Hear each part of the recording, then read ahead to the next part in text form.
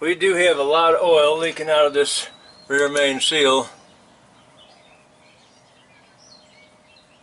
I don't know if I'm blinding I don't know what the camera's getting because it's dark under here.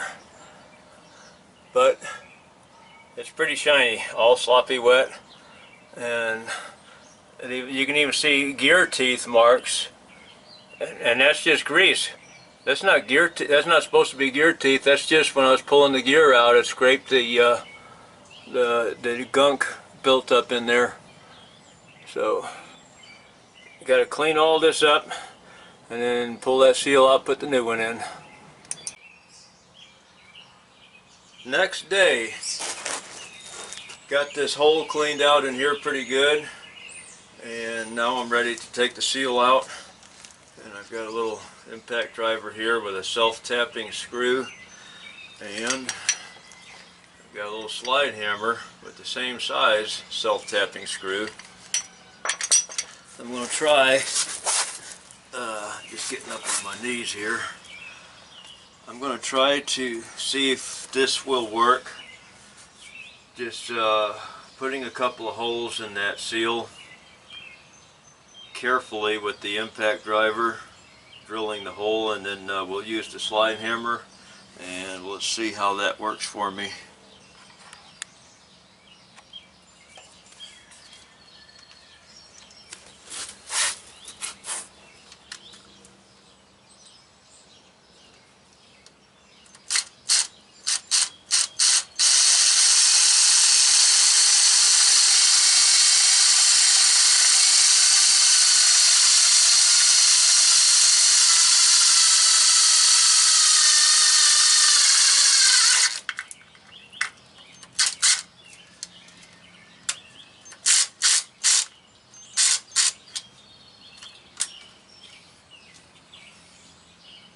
Try another one up.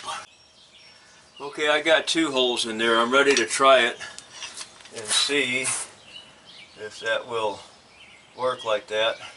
If I only knew exactly what was behind this seal and how far it is, I might be able to just dull a point on one of these self-tapping screws and just drive it all the way down. I don't know if I can or not. I'm going to find out when I get in here though, for next time. Looks just like seal's just coming right out. I didn't even need two holes. That was nice.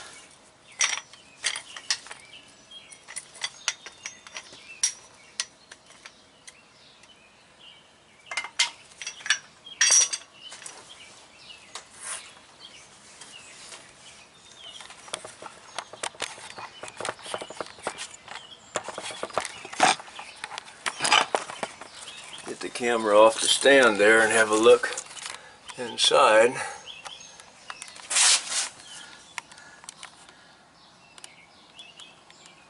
And the darker part is the block side.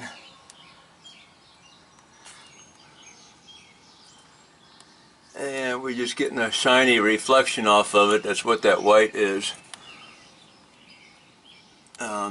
Because it's wet with oil. And then on the lower half, which is a little bit lighter gray color, that's the talking about in here. That's the main caps. That's the rear main cap. So the only thing that's really bugging me about this whole job is that the oil is coming out in front of the motor. You see this line of bolts right here and the other line of bolts over there. That's kind of matches up with the back of the engine block. This is the front half of the bell housing. The bell housing has 2 halves, and I'm getting a lot of oil seeping out of the front half of the bell housing, and I'm concerned that there may be something else leaking back in here behind this. I don't know what it would be. I cannot take the front half of the bell housing out because of the motor mounts are right here. I have to support the bottom of the engine with something. Plastic oil pan, it's kind of tricky. Motor mounts need to be changed, but my job's not going to give me enough time off to deal with that. I tried to change them last time I did the clutch. The bolts were so seized up and rusted they weren't coming out. I was going to have to burn them out, and it's just too big of a job. There's just no time. When you have to drive the truck, they won't let you off long enough to fix anything. So anyway, you got to let that drain out of there a little bit, and then we'll clean it up. And I am definitely going to tighten all of these bolts, because that's the only way I can think of, unless the oil is going in behind the starter, because a lot of it's coming out on this side. But how is it coming out over here? I'm confused, because this thing is sealed. There's no seam in there. It's just I'm just hoping the rear main seal does have signs of leaking, so I'm hoping that's all of it, and I'm going to tighten these bolts down definitely. Now here's something I'm noticing, that this area that goes back in here is going back quite a ways. I'm going to mark the top of my finger and see. It's going back that far. It's about 1.25 inches. Going back, so I know that the seal is not that thick. The new seal, it's far less than that, so we have to be careful not to push the seal in too far. The original seal was in recessed maybe close to 1/8 of an inch, maybe not quite that far, and I was concerned about whether or not I would be able to evenly get it in that far, because what I do on a seal like this, now you goody two-shoes know-it-alls are going to love this, and I can see the comments already. I cut out a piece of plywood that is just barely bigger than this, the end of this crank right here, because the crank is out some. It's out a little bit, maybe 1/4 inch past this here. So I'm going to cut out that piece of plywood, and I'll just tap that new seal in with the plywood. First I set the seal, just tapping on it lightly with like the hammer handle or something like that, just tapping on it lightly and getting it to seat somewhat, and then I'll put a block of wood over that, or like I said, a piece of plywood cut to go around this, and put that over this, and then just start tapping evenly all the way around and making sure that it's going in evenly, because as soon as you bend that seal, you might have already damaged it by, you know, you probably got to bend it considerably before it's really damaged, but you don't want it to bend at all. You want to keep it as flat and clean as possible, and I'm not going to go and buy a $100 seal installer kit that I'll never use again. We'll just do it the way I've been doing it for years, and every seal is a different size, and so your installer kit's going to come with a bunch of different adapters, and that's why it costs that much. And anyway, there's a slight, very slight ridge where this seal was riding on the crank, but it really doesn't concern me, because I feel it, but not by much. I don't know if this camera will zoom in and actually see it or not. It might. There's light in there. Where'd it go? Okay, you can see a white line.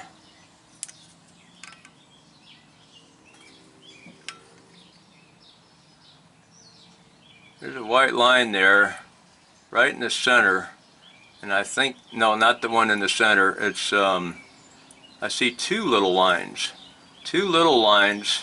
not the one in the center, but the one just under that. There's two smaller white little lines that are kind of white on the bottom and black on the top. Those are the wear grooves from the old seal riding on that crank. Well, since the old seal was in recessed maybe 1/8 of an inch farther, I'll just put this one in probably just flush are just slightly less than flush, and that way it shouldn't be riding on exactly the same spot. It can start a new pattern. We got 1.5 million miles on this truck. It got an overhaul, an in-frame overhaul, a year and a half ago. And of course it was January and it was an emergency job, and I did it right here in my driveway, and it was very cold. So I did not take the clutch and transmission down to do the rear main seal at that point. So anyway, here we go. Now I'm going to see if this piece of wood fits over that crankshaft. Fits nicely.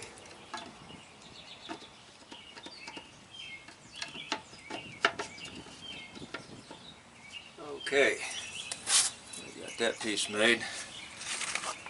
I get a dab of grease and wipe the inside of this seal with it, because you don't want to put a dry seal on dry metal that's going to be spinning real fast, because the seal is there to keep the oil from coming out. Well, if the oil can't come out to lubricate the seal, it'll burn it up. We don't want oil coming out and losing oil, but we need to keep the seal from burning up. This is the old seal, and if you look closely on this inner sealing side, you'll see all these little lines in there. I'm seeing it clear on my monitor, but I don't know how well YouTube's going to show it. But anyway, those are all little cracks. See, if I just push on that, where is it? Okay, if I just push on that a little bit, you'll see the crack split open. See that? So this seal was definitely gone. Of course, it's 20 years old and it has 1.5 million miles on it. It did good, but it's been bad for a while.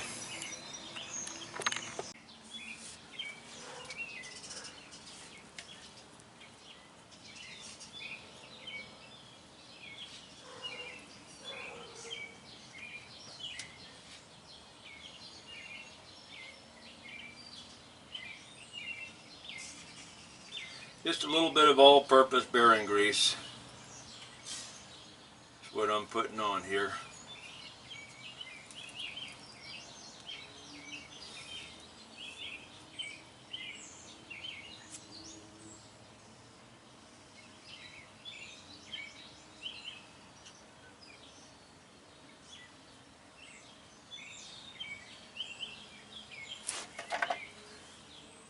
Yeah, I could wipe some on the crank too. I don't know how important that is, since there's enough on the seal.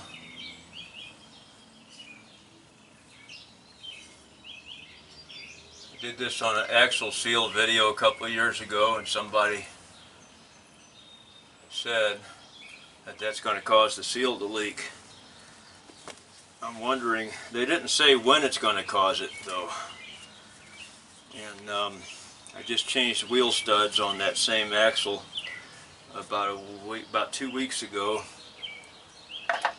And you know what I just did? I just greased up the old seal. The new seal's still in the bag.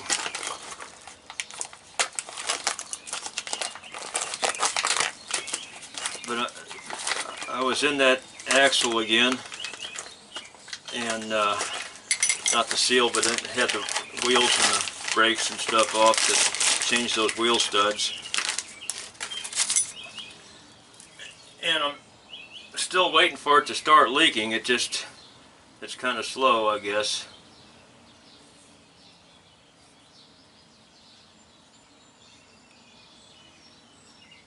This one comes with a sleeve in it. I don't know how well that sleeve's going to fit over this. And I don't have directions for installing a sleeve.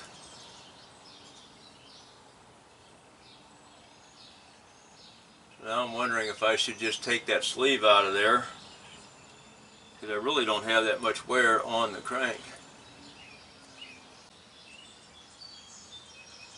I don't have much of a ridge in there, and since this seal, the old seal, was in there recessed about 1/8 of an inch, I can just put this one in flush,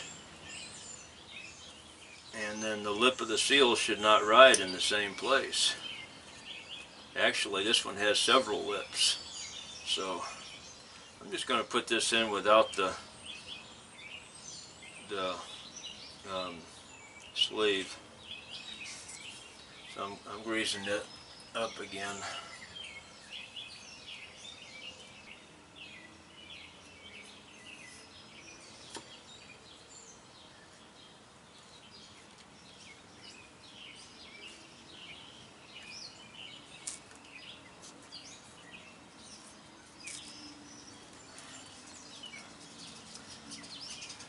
Now I'm going to put the old seal on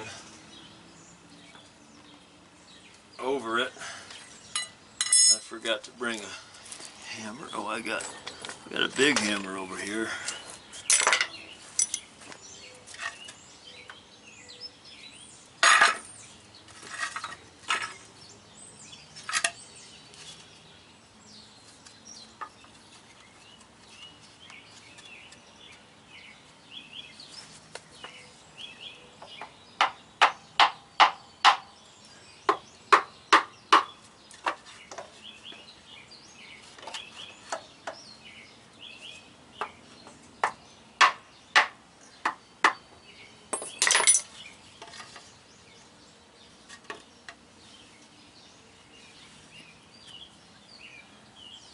We're a little high up here.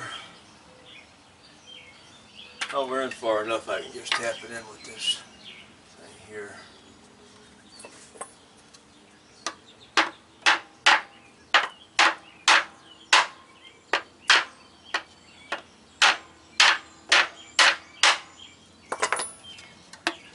And we're flush now. Now my options are to either recess that more than what the original was,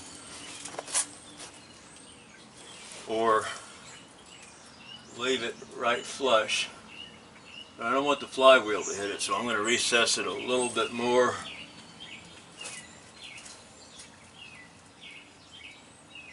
I'm putting the old seal on and going on and tapping it in with this.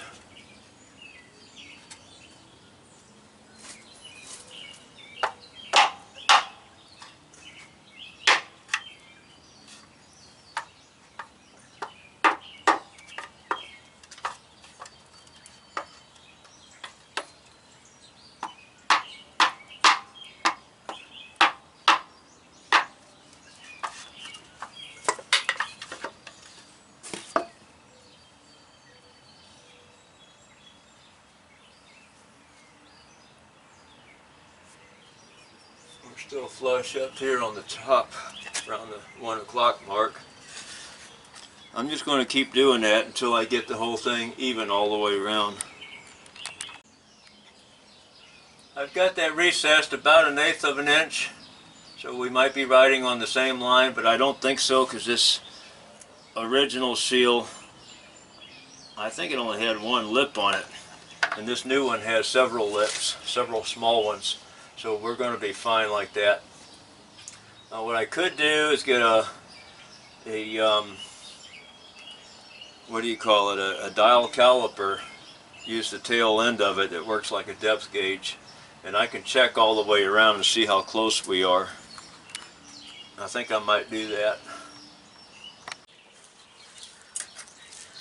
I got it pretty close now. I didn't get the 5/1000th tolerance I wanted, but I was finding out that this bell housing may not, since it's not machined, it may not be perfectly flat all the way around, so I went on the inside and started working off of the crank itself.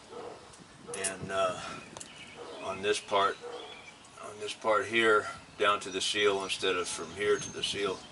And I think I'm getting a little more consistent measurement there, and it's balancing out pretty close. And another thing, it also, with this seal, it was just kind of flush all the way around with the inner lip of the seal to the crank. And not perfect, but then those seal installers are not perfect either, because you have to check them constantly all the way around too, because it's pulling from the center, the seal installer is, and that cup can wobble a little bit. If there's any resistance on one side, the other side's going to go in farther. So they're not all that accurate either. Anyway, the seal's installed. Now I'm going to clean up this bell housing on the transmission. It's a mess. Sorry about the glare over here on the side. There's sunlight coming in from behind there. By the way, I tightened up those bell housing bolts on the block, and they didn't really turn very much. They were already pretty tight. We got the bell housing all cleaned out.